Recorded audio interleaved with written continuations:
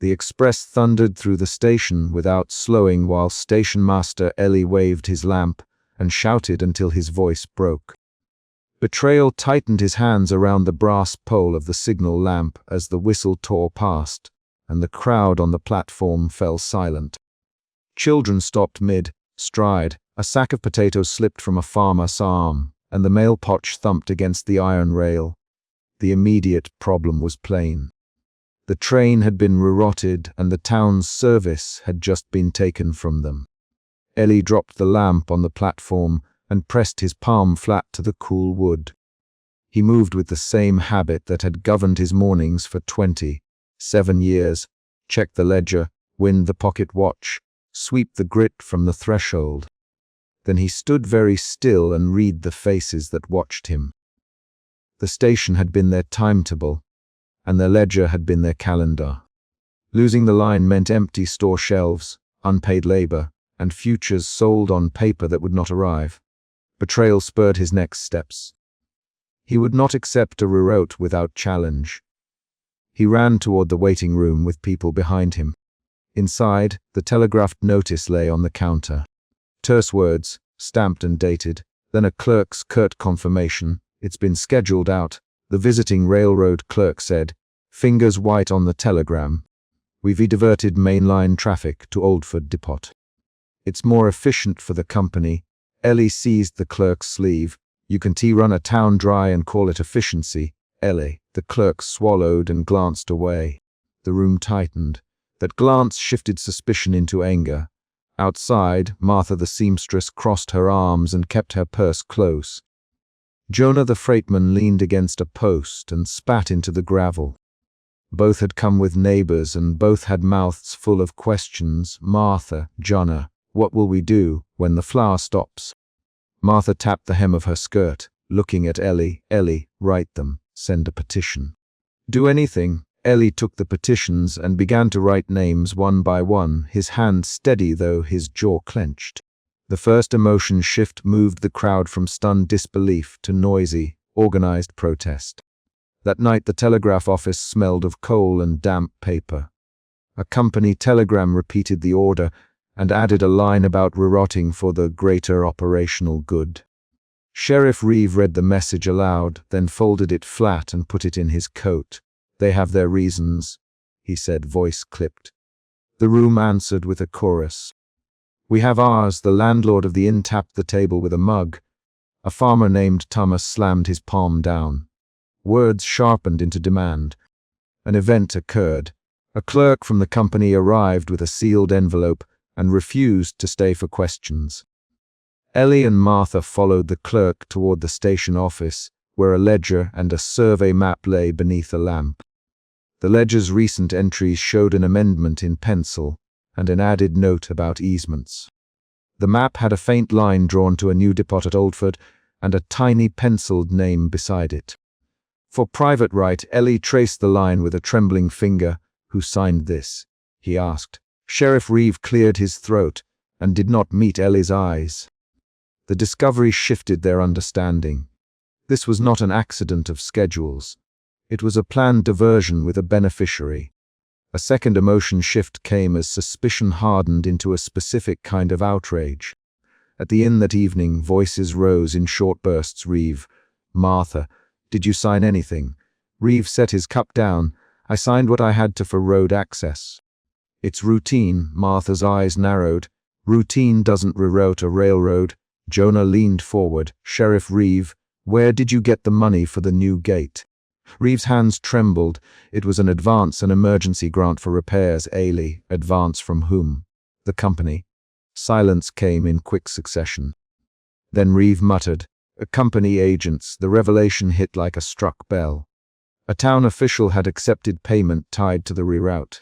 Accusation moved the room. "Reeve, Thomas, you signed our lives away." "Thomas, you don't understand contract law." Reeve shot back, defensive, voice rising. "Reeve, we feed our children with those timetables." Martha answered, calm and fierce in 2 short lines. The argument turned rapid, 3 to 6 quick exchanges, each line clipped in concrete.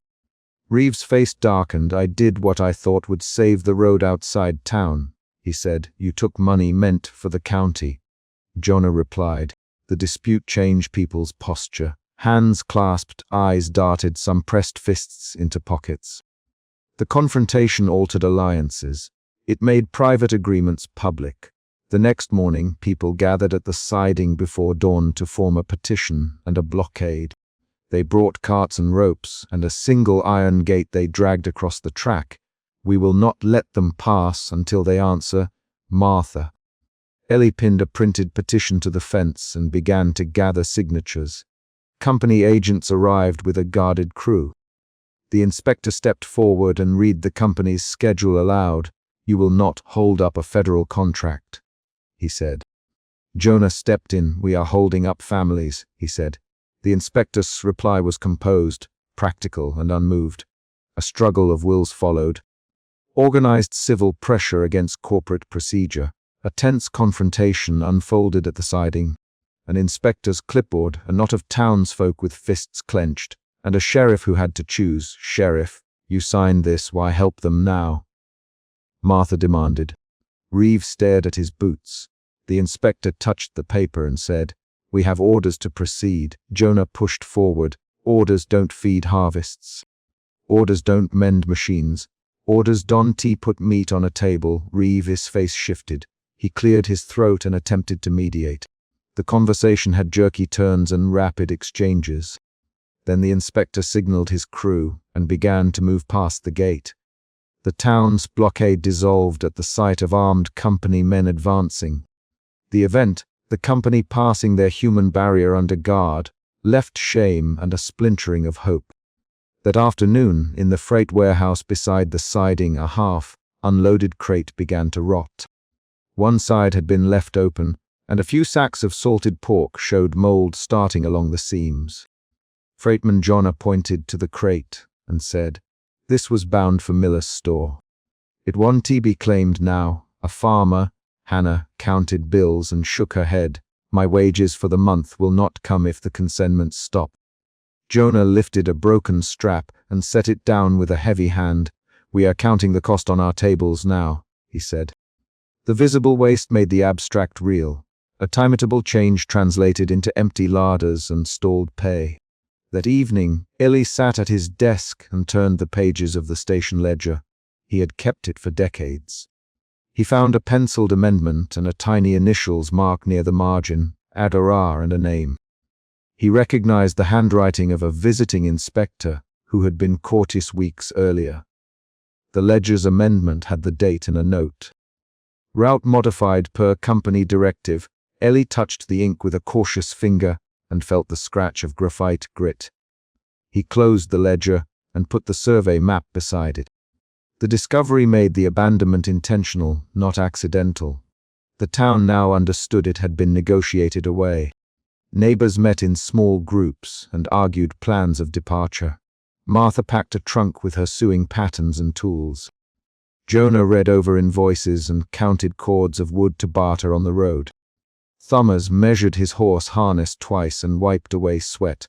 People chose between staying to guard property and leaving for the depot at Oldford. Voices in doorways negotiated who would take which animals and who would keep the oven warm. Those choices expressed resignation for some and stubborn resistance for others. Each decision shifted the community's shape. When the company representative came to the inn again, voices rose into ordered, pointed questions. "Why Oldford?" "Martha, because it is on a main line," the representative replied. "And who benefits from that?" "Ellie." The man looked to the sheriff and said, "Company policy." Jonah interrupted. "A policy is written by men who profit." The representative's jaw tightened. The room moved fast, short lines, direct accusations, defensive answers. Reeve's silence spoke as loudly as any reply. The town pressed for a written justification, and the representative left a single, official paper that read like a verdict. In the late night hours, a few stayed to talk and to plan a petition to the state. Martha wrote names by lamplight. "If we go to court, it will take a year," she said. "If we leave, our barns will be empty next winter," Jonah answered. "If we stay, children will go hungry, Thomas." The three spoke in short exchanges that built into a timeline of choices. Ellie paced the platform, checking ties and tightening knots, his breath showing in the cold. The decision stretched into the small hours. Each exchange made the stakes sharper. The morning before the climax, Sheriff Reeve admitted to his small circle that he had accepted an advance and signed easements. He tried to explain. They offered repairs to the county road and a fund to fix the bridge. Martha folded her arms. "You had a duty to tell us," she said. Reeve swallowed. "I thought it would be temporary. I thought it would protect us." Jonna laughed without humor. "You took money and signed our future away. You must undo it." Reeve's shoulders slumped. His voice dropped. The town's anger moved from institutional rage toward a personal reckoning. The betrayal now had a face and a name.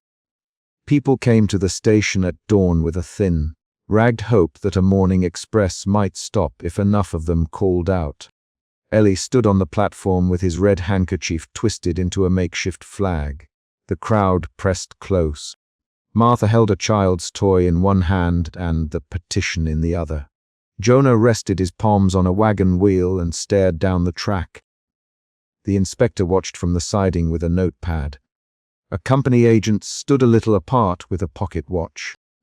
The scene had become a public display of grievance and of final appeal. Ellie ran to the end of the platform when he saw a single steam plume on the horizon. He waved the flag and shouted, "Stop! Stop!"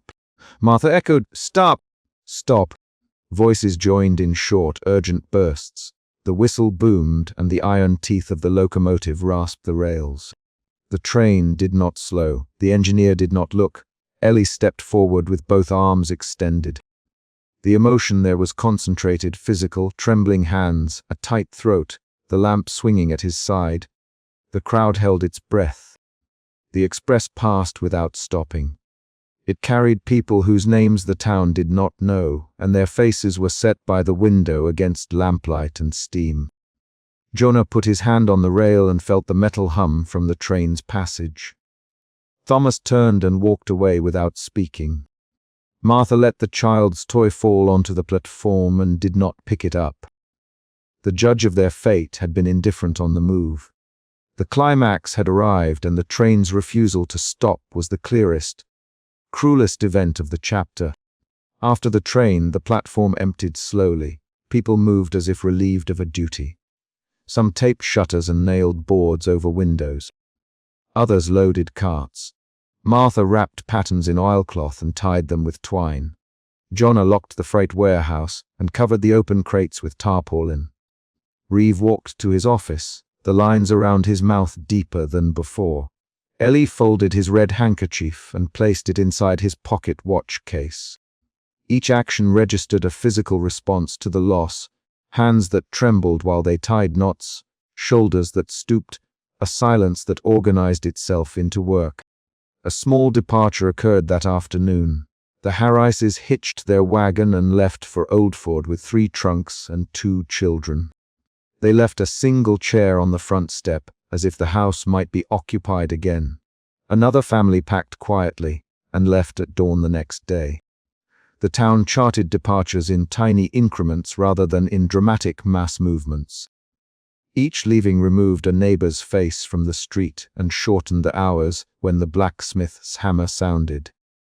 The community diminished one household at a time. Martha stayed to mend linens for those who remained. "I will not go blind in waiting," she told Ellie, hands bleeding slightly from pinned needles. Jonah stayed too, making a ledger of goods he could salvage or sell. Reeve stayed but kept late hours that suggested avoidance. Ellie kept the station keys and observed comings and goings with a narrowed gaze. Some choices hardened into routines. Shutters closed at dusk, lamps were left unlit on certain nights to save oil, and milk was rationed more strictly. These changes were not metaphorical. They were arithmetic, and hunger and smaller fires. In the weeks that followed, the town's noise changed. Where the station once chimed with incoming carts, there was instead a river of tall grass pressing against the rails. Freight crates were stacked in a corner and left to gray. A single child's zest toy remained on the platform for several days, gathering rain in its hollow seams. When rain came, the toy filled and held small pools that reflected a pale sky. The town's calendar shifted from timetables to barter lists. Ellie catalogued losses in his ledger like entries in a ledger of weather. He wrote names next to dates and underlined departures. The station office smelled of old paper and boiled coffee. Martha repaired a dress with slow, exact stitches while farmers traded eggs for flour at the market. Jonah repaired a wheel for a neighbor in exchange for a ration of salt. People used work and trade to fill gaps the railway had left. Their actions created a kind of small continued life, not recovery but maintenance. Amid chapter discovery sharpened tensions anew. One morning, a clerk found a letter in an old postbag addressed to the county, not opened, dated before the reroute decision. It contained a line about an agreement and a payment schedule tied to easements. Martha read it aloud in the telegraph office. Payment to Sheriff Reeve upon signing easements. The note changed how everyone understood events. It was the twist. A private document proved the chain of cause. Voices rose into quick exchanges. Someone demanded a county hearing. The discovery forced a legal question into their daily grief. A small, hurried hearing took place in the schoolhouse the next week, where neighbors assembled to ask Reeve for an explanation. The room filled with short bursts of speech, names called out and direct questions. Reeve, did you sign for payment? Thomas, yes. Reeve, why, then, did you not tell us? Jonah. Reeve put his head in his hands. I thought it would buy us repairs, he repeated. The assembly debated remedies. Petition, a lawsuit, a public censure. The event created a practical list of next steps. It also left wounds that would not heal quickly. As the month wore on, some houses were shuttered and left to the weather. One by one, porch swings ceased to sway. A schoolroom row of cubbies grew dusty, and the teacher walked a shorter route to the neighboring town to teach for pay. The station platform gathered leaves in corners and the track rusted where it stood. These were specific, visible consequences of the reroute. People catalogued them like inventories, not eulogies. When the company inspector returned, he brought a formal notice that operations would cease in 30 days. The notice was a single practical paragraph, and it forced decisions. We have 30 days to move what we can or accept what remains. Jonah aloud. Martha counted days on a strip of paper. Ellie measured the time by the winding of his pocket watch. The inspector offered no sympathy, only timetables and forms. The company framed the situation in logistics. The town felt it in livelihoods. That difference in perspective explained the persistent anger that lingered. Martha organized a small council to distribute tasks. Who would take livestock? Who would watch barns? Who would clean the station before it closed? They wrote lists and tied them to the telegraph pole. The lists were practical and cold: names, items, destinations. Conversations were terse and action-driven. Jonah, you take the west barn's harnesses. Martha, Ellie, you keep the keys until the last day. Ellie nodded. The lists read like a plan to survive an ordered evacuation. On the 29th day, the town moved with a deliberate quiet. Wheels creaked down Main Street. Hannah lifted a crate with both hands and passed it to a neighbor. Thomas drove his horse down the lane for the last time and looked at the old bridge. Children helped as if performing chores in a play they did not understand. The final night before closure was not loud. It was small and procedural. People checked locks and counted candles. At first light of the final morning, Ellie walked the platform and opened the station door to let in a thin column of light. He set out the ledger and lined up the keys on the counter. Martha arrived with a satchel and a wrapped bundle. Jonah carried a box of tools and set it carefully on the floor. Reeve showed late, face pale, and handed back an envelope he had kept, a small sum held in trust. I can only return what remains, he said. Martha took the envelope and placed it on the counter. The actions were concrete and corrective. Reeve's return of funds did not erase the betrayal, but it offered a narrow account settled. When the final train that served the last scheduled stop pulled away in the afternoon, it did not wait. Ellie stepped forward and placed the keys into the hand of the county agent who had come to take inventory. "Lock it up properly, Ellie," voice steady. "I will do that." He wrapped his watch in a scrap of cloth and put the red handkerchief back in his pocket.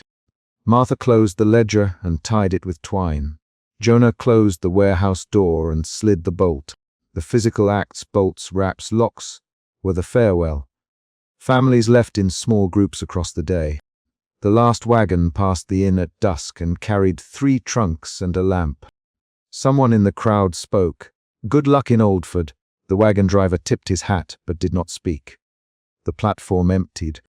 A child's toy lay on the bench until a gust of wind lifted it and rolled it under a seat. Ellie leaned his shoulder against the station door and listened to the house next door close its shutters. The immediate emotional movement slowed into a physical settling of affairs. Afterwards, the town's square looked altered by action. 1 fewer Carter-locked bakery, and a single lamppost with its glass panel cracked. The town's calendar no longer included arrivals, it included departures. People kept working at small tasks, mending, trading, hauling, because work made decisions practical. Conversation turned to futures. Who would find work at Oldford? Who would trade chickens for a wagon? Who would remain to keep the graveyard neat? The choices were narrow and concrete. They were lawful, human, and necessary. The ledger, the map, and the final telegram went into a trunk that Ellie locked and left in the station office. He wrote one last line in the ledger, a list of names of those who left and the dates they went.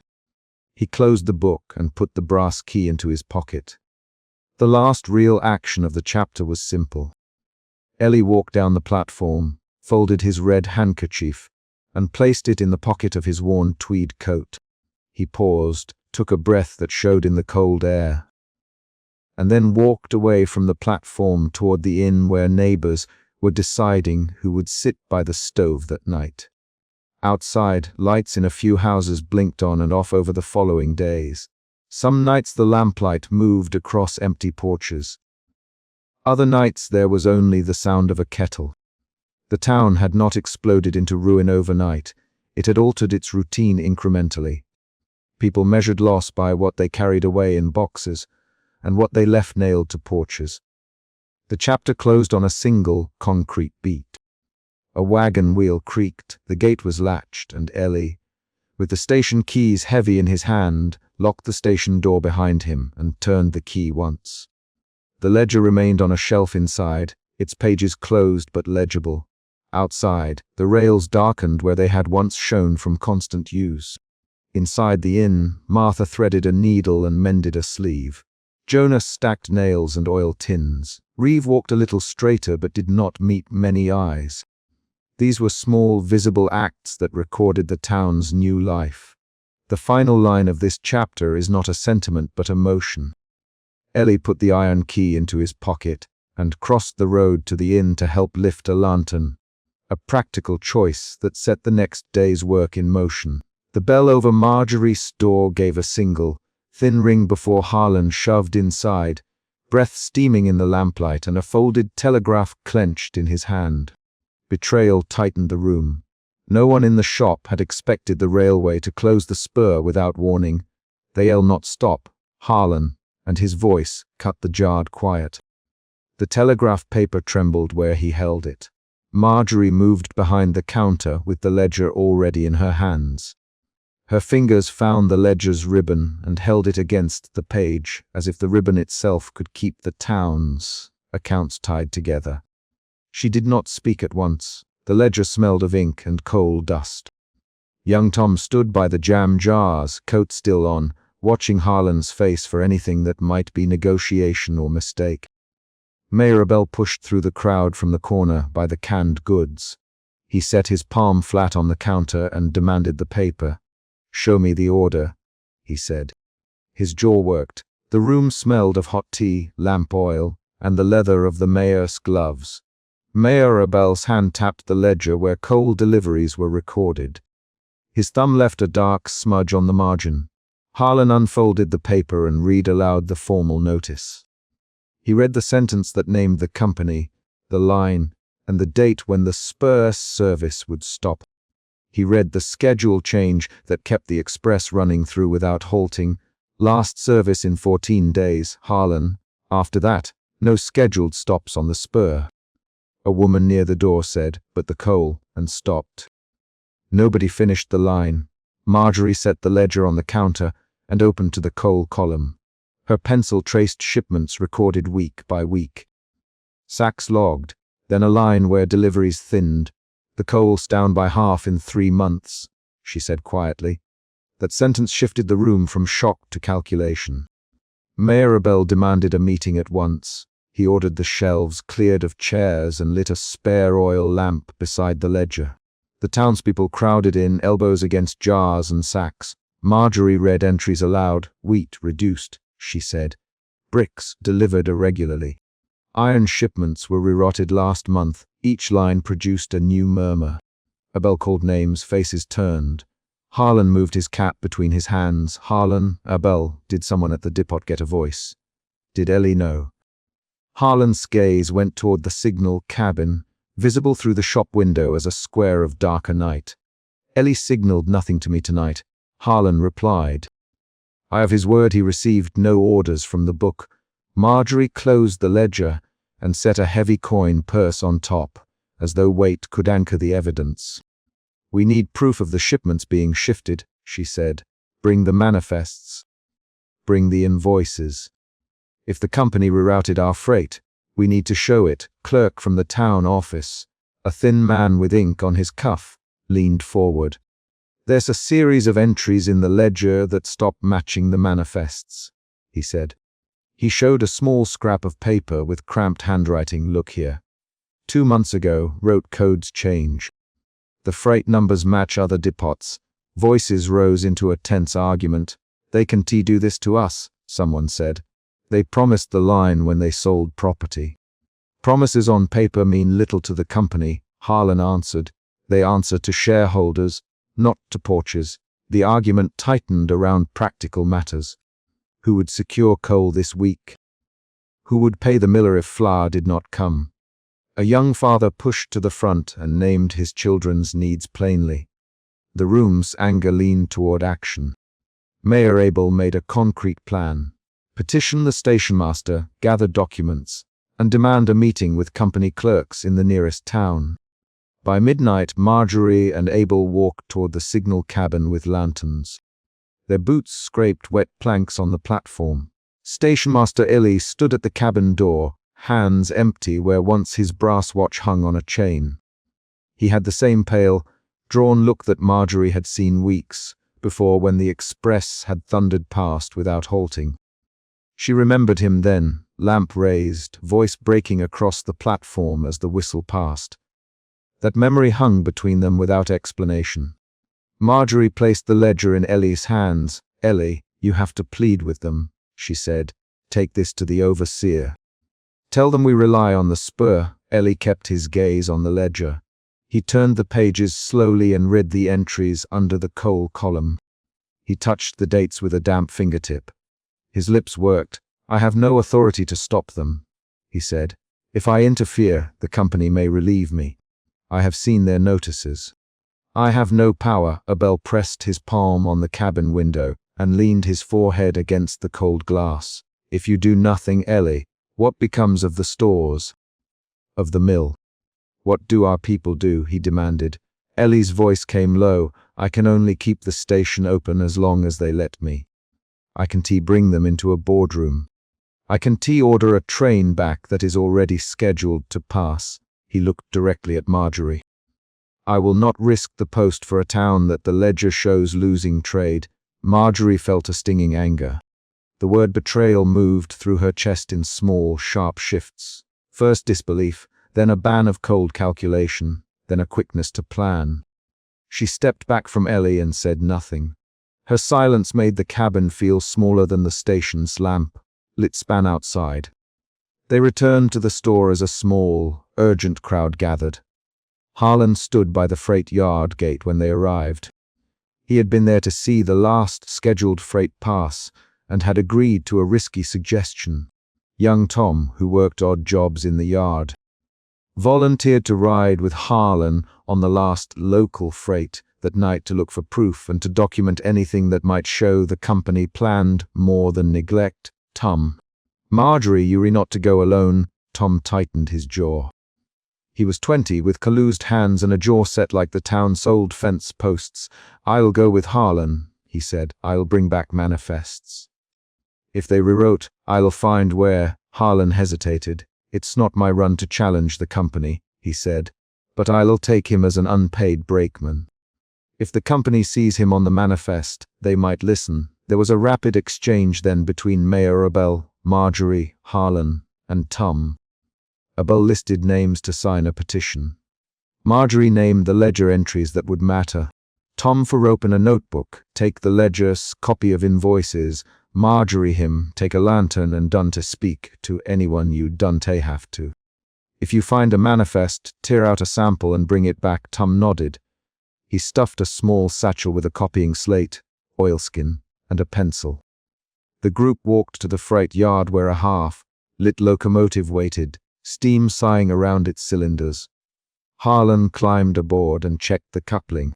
Tom followed, moving with a certain steadiness that suggested he had done such tasks before, though this night was different. The freight eased out onto the spur and moved slowly past shuttered depots. Benches had coats left on them, a child's cap forgotten against a post, dried newspapers turned to brittle at the edges. Tom saw a tin lunch pail on a platform and fingerprint smudges on a wooden seat. The train's wheels creaked on rails that still held a sheen from recent rains. Harlan kept his eyes on the line and pointed at a small siding. They lift rails out back sometimes when they decide a line is worthless, he said. If we find men working a siding with a company overseer, you'll know this is deliberate. Tom kept his head low and watched the yard lights pass. In a boxcar, he found a loose manifest rolled in oilcloth. It bore stamps from a depot 2 towns over and marked certain freight as rerotted months before. Tom's fingers closed around it. He smoothed a page and saw line after line that matched orders shown in Marjorie's ledger, but with different route codes. They rode on. Stations passed with small signs bearing town names. Curtains flapped in shuttered windows. The freight slowed at a dark siding where the rails stopped into open earth. Lanterns bobbed in the distance. Tom watched men lift iron rails onto wagons, then looked to the far side where a uniformed overseer checked entries with a small ledger and a pocket knife. Tom slid from the car with Harlan's help. He had a lantern and the manifest in his hand. He walked toward the overseer with a posture meant to aim for a precise confrontation. Not a fight, but a demand for explanation, sir. Tom, and kept his voice level. Why are you taking our rails? The overseer looked up, knife in hand. This siding is scheduled for removal, he said, company property. We remove what is no longer profitable. Tom held out the manifest.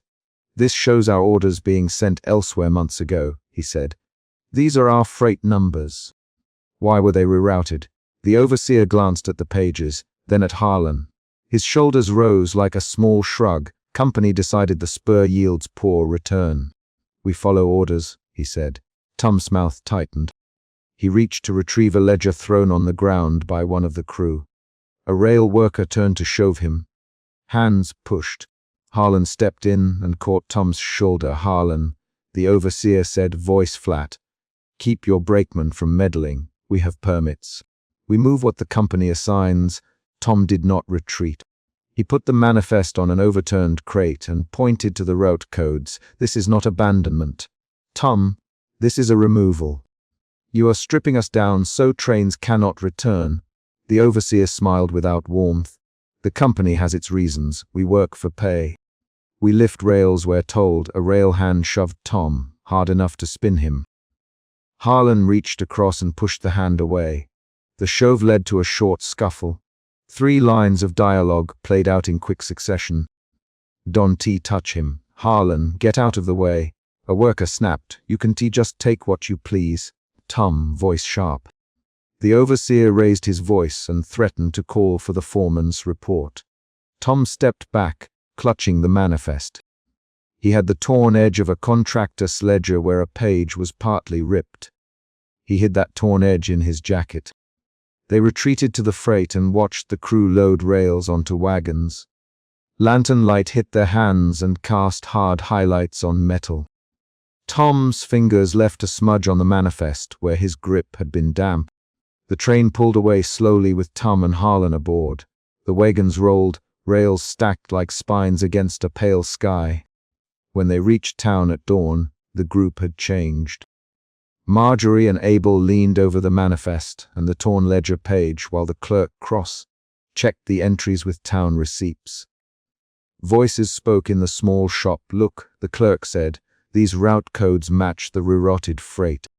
They stopped sending orders to our depot months ago." Marjorie put her hand to her mouth and then set both palms on the counter. "They removed rails purposely," she said. "This is not neglect. It is deliberate." Mayor Abel's face went tight. He paced the length of the store twice. "We petitioned Ellie and got nothing," he said.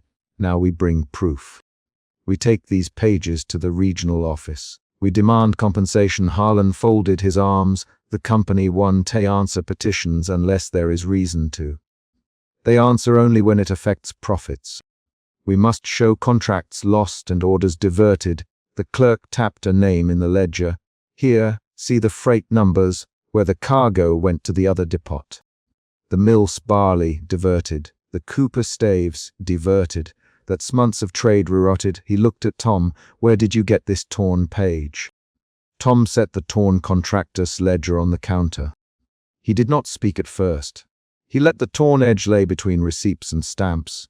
The torn page showed entries listing rails taken and destination yards. A contractor's symbol in the margin matched the stamp on the manifest. Marjorie put her hand over the torn page and closed her fingers until her knuckles went white. Her jaw worked. She lifted her head and met Ellie's eyes across the room. Ellie stood in the doorway and had watched them return. "What will you do, Ellie?" she asked. Ellie sighed and looked at the ledger. He was quiet for a long moment, then spoke. "I will not fight the company without a legal claim. I can swear what I saw. I can testify the train pulled through without stopping. But I cannot order a line restored." Mayor Abel's hands were fists at his side. He turned to the crowd and made a decision that shifted the town's air. "We gather proof, and we travel to the district office on Monday," he said. "We will have a signed list of lost contracts, Marjorie's ledger entries, Tom's manifest, and Ellie's testimony. We will ask the clerks to explain this removal." Marjorie placed the ledger back beneath the coin purse. She had a blur of movement in her chest, first anger, then a cold resolve, then a small, brittle sadness that made her fingers fumble. She closed the ledger and said, "I will lock this away. We meet at my porch at first light. Bring what you can carry." Neighbors measured their options with small, practical talk. Some would leave. Some would stay and try to salvage the mill. Children held blankets. A woman packed a small chest with a few plates. Men gathered rope and tools. The town moved with the slow, efficient motion of people who had hauled grain and loaded wagons for years. Harlan turned to Tom and clapped his shoulder. "You did good, lad," he said. Tom's face did not show triumph. He rubbed his palms and watched the platform, where the tracks ran out into a pale morning haze. Marjorie locked the ledger in a drawer and set the brass key on top. She slid the drawer closed and swept her hand across the counter to collect coin and receipts. Then she walked to the window and looked at the platform, where Ellie stood by the signal lamp. He held the lantern in both hands and watched the far lamplight where rails once led. He did not speak. He did not turn. The town had the manifest and the torn ledger. They had witness testimony from Eiley and a plan from the mayor. They had a decision to leave some items packed and a meeting scheduled at dawn on Marjorie's porch. The immediate petition would not stop the overseer's cruise tonight, and the rails already stacked at the siding would not return. But the chapter closed on a concrete, shared resolution. Proof in hand, a petition planned, trunks packed by porches, and a promise to gather at first light. Marjorie placed the brass key into her pocket and fastened her scarf. She took a last look at the ledger on the counter, and then shut the shop door with a steady hand. Outside, Ellie lifted his lamp for a moment and then stepped down from the platform to walk toward the town's porches, lantern swinging once, oil catching in the glass. His steps were slow. The ledger's strap moved under Marjorie's hand in the dark as she locked the shop and turned to join the others at the appointed hour. They would travel to the district office with their papers. They would ask the clerks to answer for the removal. For now, under the cold dawn, the town chose to act on the proof they had and to meet at first light on Marjorie's porch. The last image of the chapter is concrete. Marjorie closing the ledger drawer and the brass key sliding into her palm as the lamplight from the platform shrank to a single distant glow. The circular saw bit metal and sparks lipped like angry insects. Ellie threw himself onto the wooden tie and shouted, "Stop the saw." He felt betrayal first, a hot, immediate betrayal that pressed at his throat and made his hands fail to steady. The foreman barked an order and a worker shoved the blade closer. Ellie could smell hot oil and the iron tang of fresh cuts.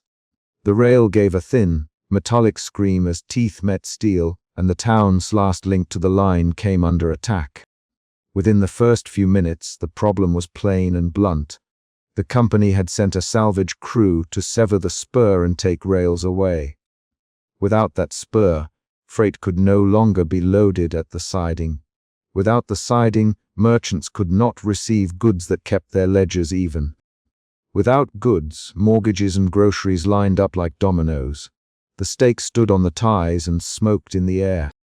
Ellie pushed himself up, clutching the tie with dirt under his fingernails. Betrayal tightened his jaw.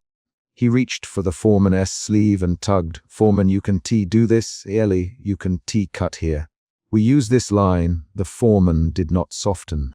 He stepped back from the saw and called, "Orders, Ellie." Orders and a job to be done. A worker at the saw answered by pulling a lever. The blade slowed, then resumed.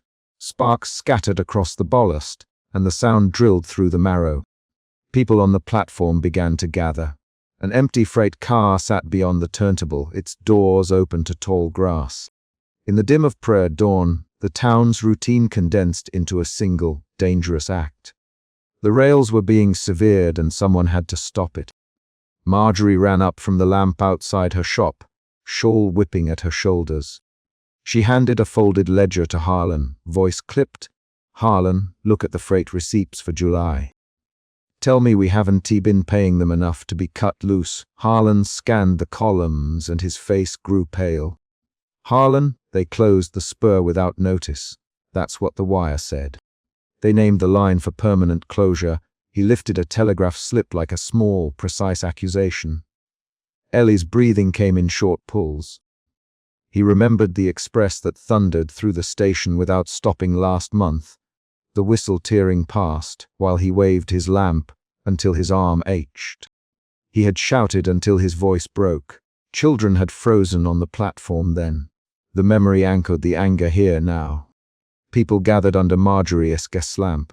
The crowd smelled of coal smoke and wet wool. They spoke in clipped phrases. "They'll take the rails," said Tom. "They'll cart them to the junction and never look back." Mayor Ruth arrived with her hands shoved deep in her pockets, her coat buttons done up against the cold. She looked at the cut rail and then at Ellie. "Ellie," she said, "what is our choice?" Ellie answered as if he had been asked to name a wound. "We either stop them now, or we watch our stores empty and our mortgages foreclose." That was the practical math. It made no room for speeches. Marjorie pushed the ledger across the counter of her shop and slapped a heavy weight of receipts down. "These numbers are thin," she said. "They show how close we ran to the edge." "Harlan, tell them about the last ship of feed that came in 3 months late." Harlan nodded and told the story in small sentences. "We lost 2 wagons of oats. We paid a penalty. We could not ship milk for 3 weeks. A council formed quickly. Not in the town hall, but in Marjorie's cramped back room. The lamp over the ledger buzzed. Mayor Ruth and Marjorie and Harlan stood around a small table with nails and a bowl of coins acting as a stand in treasury. Ellie paced the length of the room in small steps, each step a thought. The mood shifted from anger to calculation. Betrayal became a different emotion now. Anger edged toward desperate planning. We can try to hire a tug, Mayor Ruth. We can pay to truck goods to the junction before they strip the rails. Her voice held a ledger's arithmetic, but a tug costs money we done have. Marjorie looked at the coins in the bowl and then at the ledger. We can gamble the town as savings, or we can let them take the rails. I won't watch another family lose a roof because we did nothing. The town debated in quick lines and sharper pauses. Harlan spoke of telegraph schedules and freight manifests. They called it network rationalization. The spur is unprofitable. Someone thumped the table. Tom's hand was a flat, hard object. They close us because a man in an office never crossed our bridge. He never saw our children. He never saw our cows. He only saw a column of numbers. Outside, the salvage crew continued to work. The cutting was not steady. It stopped and started, a punctuated action that left the townspeople moving in fits. Every 5 to 7 minutes, a new event happened.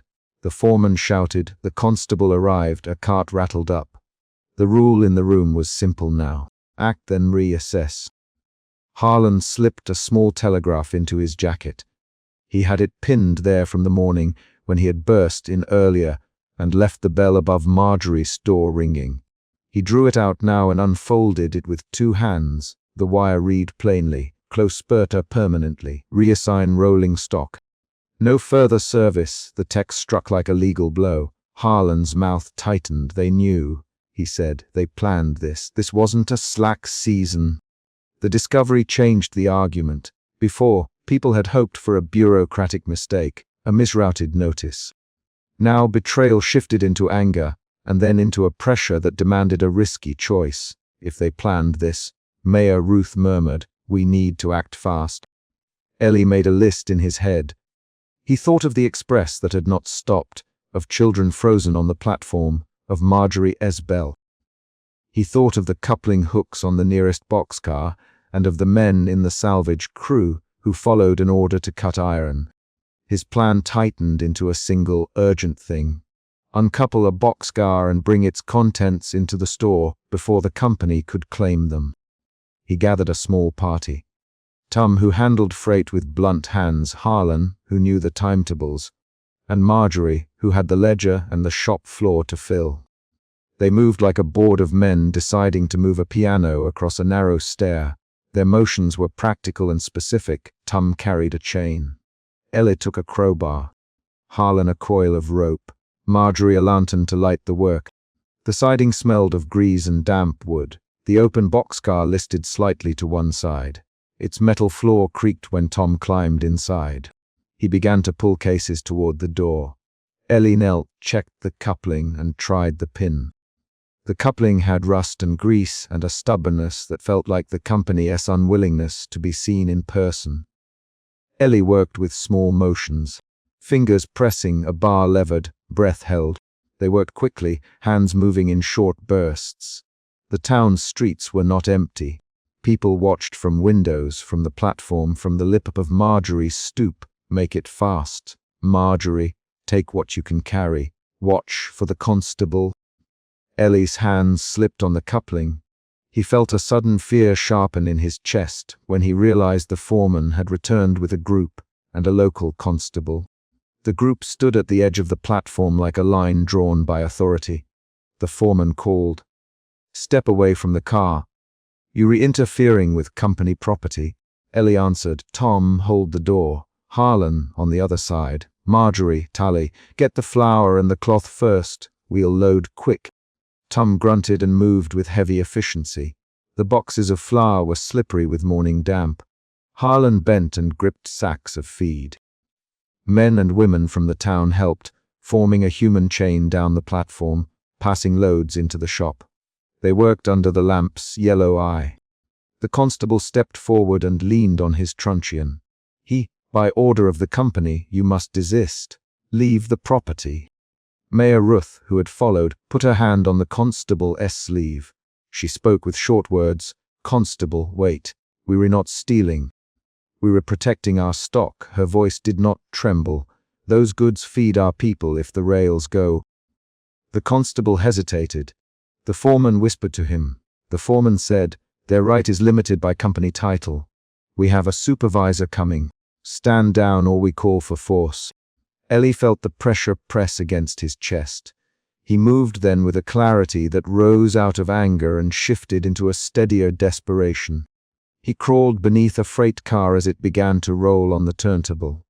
The car moved slowly, the wheel teeth grinding a low note. Eiley heard the tread of boots, the muttered warnings, the clank of rope pulled tight. Under the car he felt the cold iron bite his palms. He reached for the uncoupling pin with a hand that trembled, and then steadied when Marjorie called his name. Ellie, be careful, she said. He worked the pin loose. The coupling resisted and then gave with a violent wrench. A foreman lunged and grabbed at Elias' sleeve. The foreman snapped, "Get out from under there!" Ellie pushed his shoulder and twisted his head to see. The foreman slipped on the ballast and struck his knee. There was a raw, tearing sound. Ellie felt a sudden, sharp pain in his shoulder. Tom and Harlan tried to shove the car free. Tom called, "Hold it! Hold it!" Harlan shouted, "Ellie, now!" The coupling broke. The car listed. Men pushed. A thud echoed as the coupling let go. Elias' shoulder burned with pain. He grunted and crawled out from underneath, clutching his arm. The foreman grunted, then fell back, rubbing at his knee. A woman in the crowd screamed. The constable moved to intervene. The small victory was immediate and physical. The boxcar slipped free from the rest, and the men shoved it until its doors were level with Marjorie's stoop. They poured goods into the shop with hands that shook. The shop filled with flour sacks, lantern oil, pieces of cloth, and a barrel of salt. The ledger pages would be filled later with the names of what had been saved. But the cost was immediate as well. Eiley's shoulder throbbed, and a bruise was already forming. The foreman limped and swore. A line of legalese and company procedure slid into place in Mayor Ruth's mind. They have evidence now. We'll be charged with interference. We'll face fines we cannot pay. Marjorie worked a small cloth over Ellie's wound and whispered, "Hold still, Ellie. Breathe." Ellie's breathing was short. He tasted iron in his mouth. He thought of the express thundering past and the children's stillness on the platform from the earlier memory, and he thought of the ledger's thin columns. The action had been necessary and messy. The town had succeeded in saving some goods, and they had failed to stop the larger machine. As dusk fell, the salvage crew returned with a stern supervisor and a constable who wore a formal, official expression. The supervisor placed a stamped order on the platform and read aloud, voice flat. "Company policy requires this spur be removed. Salvage commences immediately. Any interference will be treated as obstruction." He did not look at the faces of the people who had just emptied their boxcar. The constable repeated the order and stepped between the crew and the shop. Mayor Ruth argued in a low, forward rush of words, "Supervisor, you can take what we saved. You can just take the people's food and goods." The supervisor tapped the paper with a gloved finger and said, "This is not personal. This is company policy." His words landed like a lock. Tension climbed. The town tried negotiation. Harlan produced telegraph schedules and freight manifests to show recent use. Look at these manifests. We shipped hay last month. There's traffic through here." The supervisor's face did not change. Traffic does not equal profit. The company consolidates where it sees fit. Anger returned and then shifted into another form. A tired resignation edged with practical calculation. If they will not negotiate, then we must decide how much we lose and what we take with us." The phrase cut the room down to a plan. In the late hours they made choices. Marjorie counted flour and oil and said, "We'll store what we can in the back. We'll rent wagons tomorrow if necessary. I'll keep a ledger of what goes out.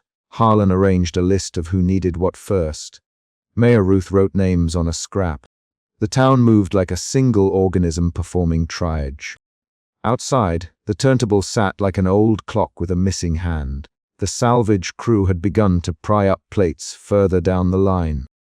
Men hammered spikes free and rolled the rails toward a flat car. The sound of their work traveled through the town like a sequence of knocks. In the middle of the night, a small twist changed everything. A wire came late to Marjorie's shop.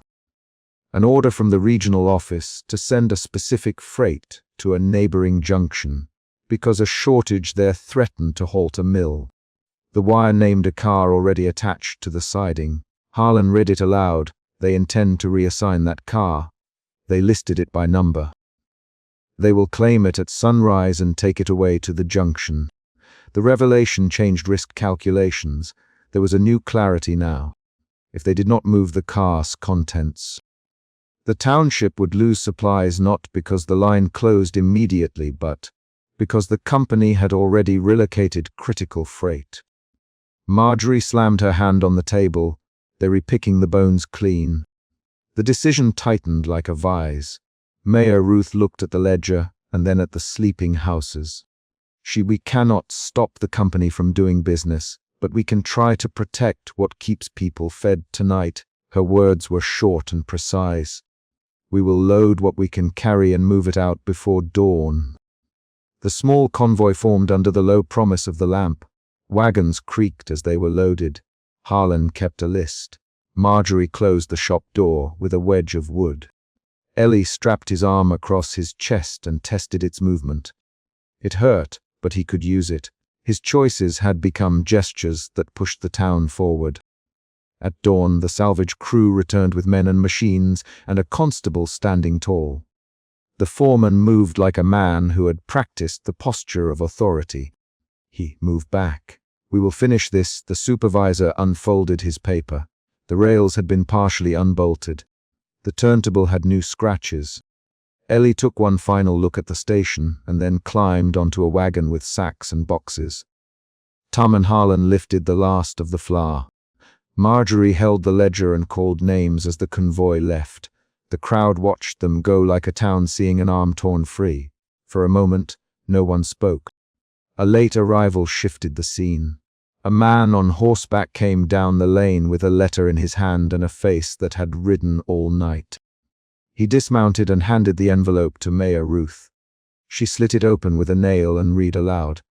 The letter contained an offer. The company would rent storage at the junction for goods at a high rate, but would not maintain spur service. The offer was not an olive branch.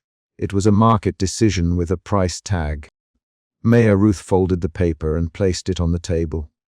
They will sell us access at a cost we cannot keep paying.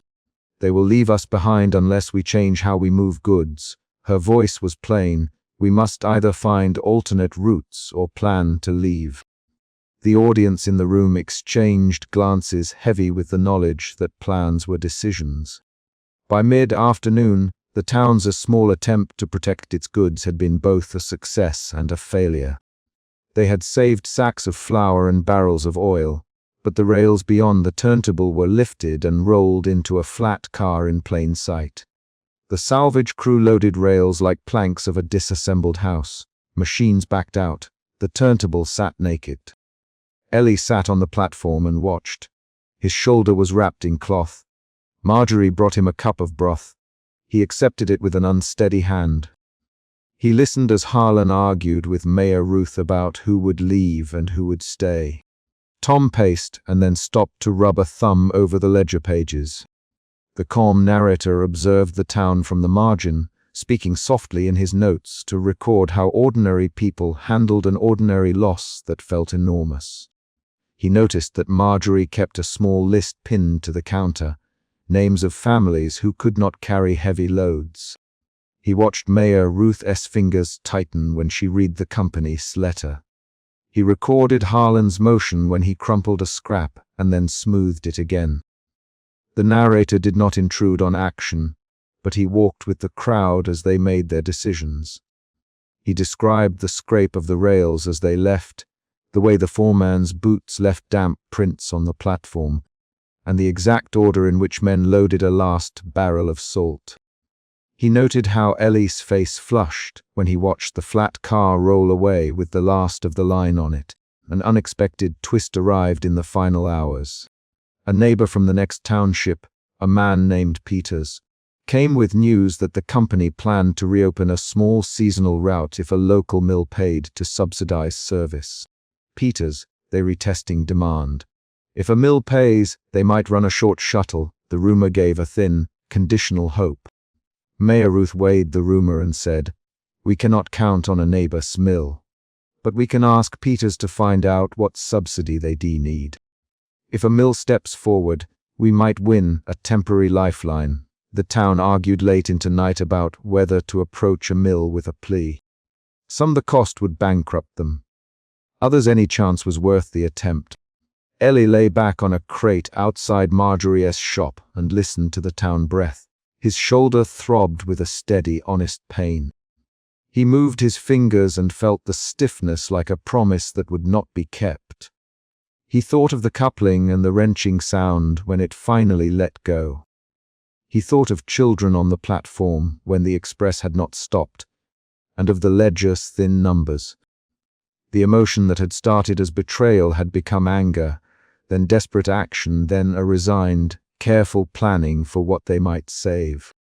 In the final paragraphs of the night, the town made concrete choices. They loaded the goods they could move into wagons and into the cellars of families who would not leave. Mayor Ruth drew up a short list of those who would attempt to relocate. Names, destinations, a wagon count.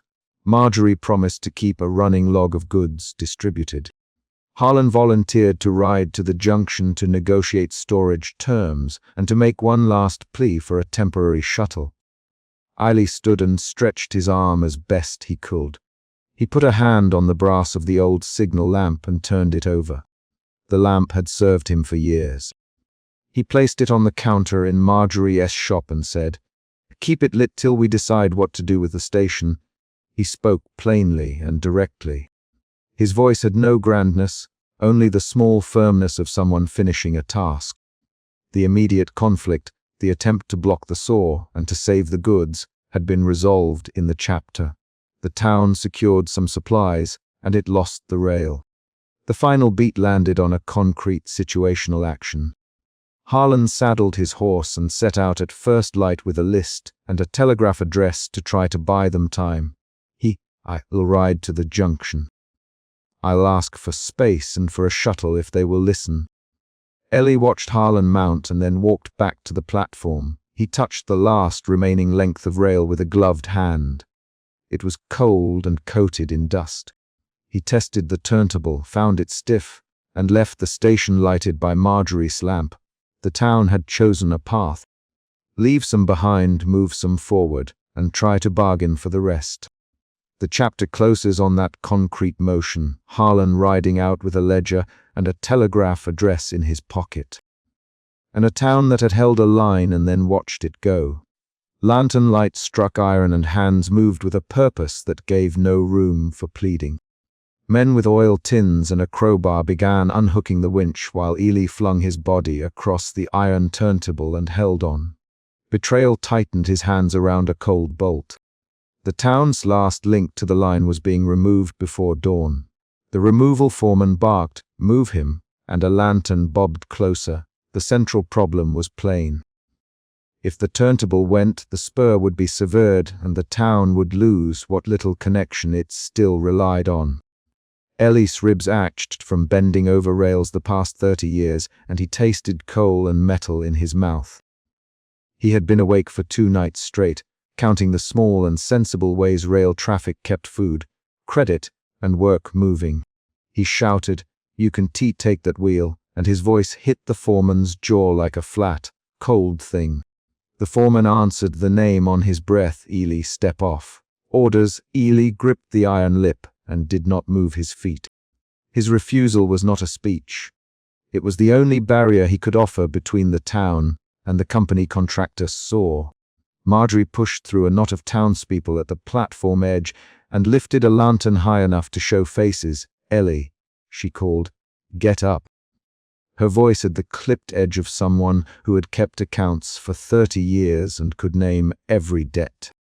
Ruth stayed close to the store door, palms black with grease. Amos reached the platform steps with a folded coat and tax receipts stuffed in the pocket. Harlan came last, telegraph paper folded like a letter and his breath fogging the lamplight. They argued in short lines. "Ellie, we can tea." Marjorie started. "Marjorie, I want to let them take it." "Ellie, the company has papers." "Harlan, selling the line lets them dismantle legally." Harlan added. "Harlan, show us," Marjorie demanded. The group shifted, the argument breaking into quick exchanges that left no room for long explanations. Within minutes they moved from shouting to practical motion.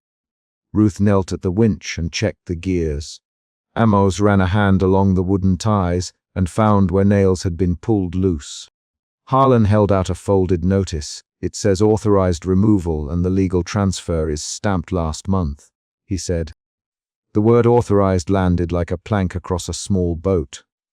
Sentiment could not cut through a stamped order. They took the ledger into the telegraph office, because bills and titles were ledger deep in the town's life. Marjorie set the ledger on the counter and slapped the telegraph key with one finger to call the nearest line. But only dead wire answered. "No wire left to carry our complaint," she said. Marjorie folded the ledger, fingers quick with practice. "If the rail goes, even my deliveries stop," she said. "Our shop depends on that stopping to pay its bills." Her voice tightened and she pushed the ledger toward Amos, who checked columns and rubbed the penciled sums with his thumb. Ruth moved from tool to tool. She had worked on a narrow freight engine at 20, and the motions in her hands now were habitual. "Check test, feel for heat or play, we can slow them, Ruth, we can jam the gears. Give me a crowbar." She did not say it as bravado. She it as someone listing steps. The townspeople divided into those who would go to court and those who would dirty their sleeves. Ellie's anger shifted to focus. The emotion that had started as betrayal became determination as he thought of children and sacks of flour that could no longer be carried. He remembered the express that had thundered past months before without stopping, the whistle tearing through a market morning while he waved a lamp until his arm burned. He remembered Marjorie S. Bell at the door when Harlan had pushed in with the folded telegraph. That day the town had first realized the spur would be cut. Those earlier moments were not scenes of memory only. They were reasons why Ellie could not stand aside now. Ruth and two others slipped along the siding under dusk and tested the big winch. They loosened a mounting bolt and wedged a shim into the gearing. Their hands smelled of oil, metal, and sweat. In a hushed exchange of quick lines, they told Ellie that the saw's gearing could be held by splinters and a stuck pawl if they reached it in time. "Ruth, be careful. Marjorie, if they catch you." She stopped, and the sentence ended with a look that meant the same thing as a dozen words. By late afternoon, the company representative came and stood on the platform with his coat buttoned tight. He handed an embossed card to Marjorie and explained, sentence by sentence, that the rails would be removed on schedule and that company policy left no room for appeals.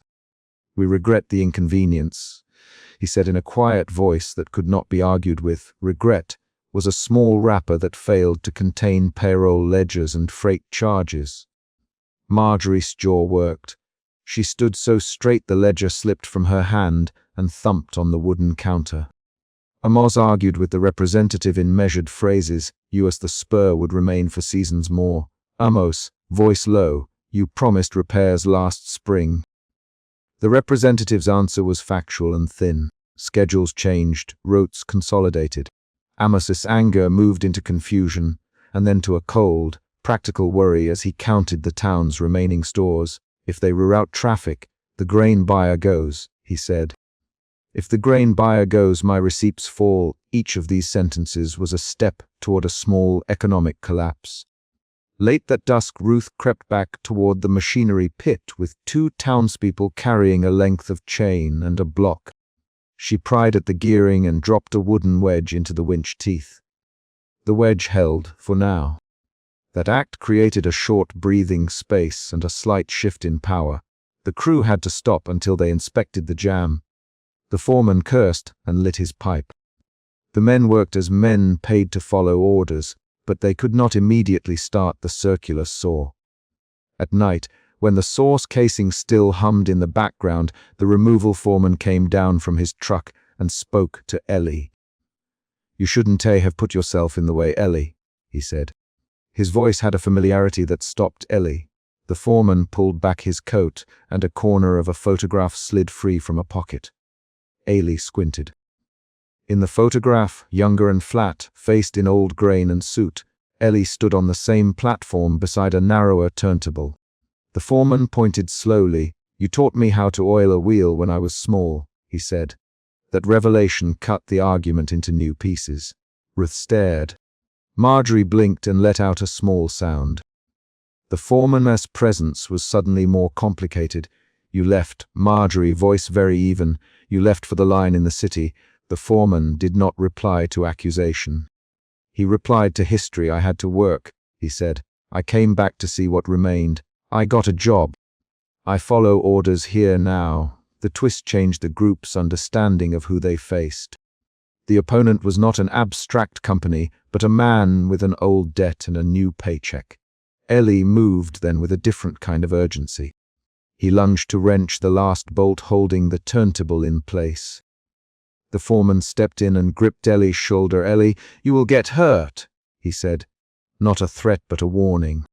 The crowd surged and voices came fast and chopped. "Let him go." Ruth, "Let him finish." "Amos." "No, Marjorie, not while we can stop this."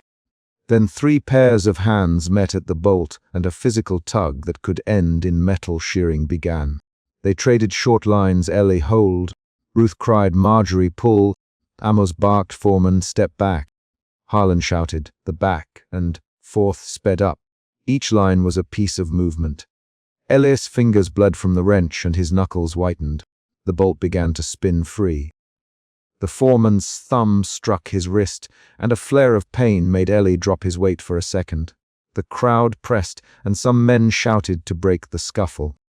Then the foreman did something no one expected. He paused, looked at Ellie's hands, and dropped the wrench he held. "Take it," he said. His jaw tightened. "Take it and hold the wheel." "I'm not pulling the saw tonight." The line of men standing behind him relaxed in a small, human way. The foreman's voice had no triumph, it had a concession.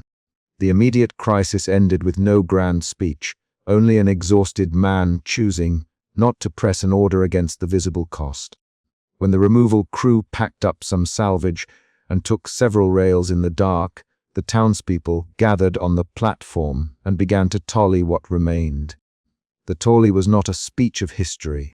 It was a list of names and boxes, 1 crate of nails, Harlan 2 sacks of flour. Marjorie added, "We have fuel for 3 more months," Amos counted. In the counting, they named the town as small inventories and calculated what would have to change. Each number cut deeper than argument. At dawn, Ruth walked the remaining stretch of track beyond the platform to the horizon. Her steps were steady.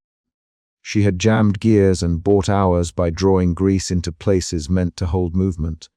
She paused where the track bent and set a small token on 1 rail.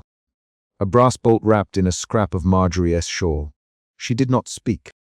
She touched the rag and left it there. The act was a brief ritual that made loss legible in a physical thing. The town's choices became clear in what people did next. Marjorie shut her shop for a day and wrote letters to nearby towns. Harlan typed a telegraph and took it to the silent line, hoping someone would still answer. Amos walked the docks and asked the grain buyer to consider a new route. Ruth offered to teach 2 young men how to keep small engines running so they might find work elsewhere. Each decision moved from anger into specific tasks. There was one final decisive meeting on the platform steps. Marjorie, Ellie, Ruth, Harlan, and Amos stood in a tight ring, each with a lantern. "We can stop every policy of a company, Marjorie, steady. But we can choose how we go on. We can tend what remains, or we can follow the rails to another town." She folded the ledger in half and set it on the step between them. "What do you want?" she asked. They spoke in quick, short lines. "I want Teve my stove, Marjorie. I can bring in food by cart for now. I will keep the telegraph office open on schedule. Harlan, I'll check every line twice a day. I can go with the engine crews out east for work. Ruth, I will return when I can." Amos looked down at his hands and said, "I'll sell off what I must and keep enough for winter." Ellie kept quiet and, after a few breaths, said, "I'll keep the track bid from being stolen outright. I'll mark it. I'll speak to salvage buyers. I'll do what I can here." The choices were not promises of a new beginning. They were concrete actions. An unexpected moment happened when a man from the company, different from the foreman, took out an order and read aloud a clause that surprised them. The order allowed removal for salvage, but it also required that certain historic pieces be offered for sale to the town before being sold off. Harlan's hand slid to the ledger and his voice quickened. "If we can raise a small sum, we can buy the turnable parts," he said. "If we buy them, we might keep a token of the line and the ability to reassemble it if a buyer ever comes." The twist changed the plan. Legal defeat might still allow a material, symbolic preservation. 2 days later, a small subscription roll went out. Marjorie posted a notice and Harlan spent his mornings running to nearby houses. People gave small saves of flour, a few dollars, a tin of spare nails. Amos negotiated with a buyer for a deferred payment. The town would not reclaim the freight schedules or the express. They might, however, keep a wheel and a hub and the knowledge to fix them. At dawn on the final morning, a lone figure walked the tracks to the horizon and left a small token on the iron as a quiet memorial. It was Ruth, though some said it might have been Harlan. She did not speak. The silence was a kind of answer. She turned toward the town, shoulders squared as if to say that the choice ahead mattered more than the sorrow. Below, the town gathered and began the slow work of tending what remained. Ellie sat on the platform steps and unwound the brass pocket watch Marjorie had once kept for him in a drawer as a kindness. He opened it and watched the hands move. The watch ticked in a regular, indifferent way. He set it on the ledger and let it sit there. Then he rose, walked to the telegraph booth, and pushed the key with steady fingers. The chapter closed not on a sweeping rescue, but on a collection of small decisions. A jammed gear that bought hours, letters sent to neighboring towns, a subscription list, a token left on a rail, a man choosing not to press orders, and a few bolts bought back with money raised in piecemeal. The town did not regain its missing trains, but it retained a purposeful, brittle ability to act. The final image is concrete. Ruth's hand placing a brass bolt wrapped in shawl, Marjorie locking her shop and shelving one empty space for future freight. Harlan folding the ledger and writing a note to a buyer. Someone called, "We will keep the hub," and the chapter ended when Ellie stood, put the brass watch into his pocket, and walked toward the telegraph office to send the town's last scheduled message out into the wires.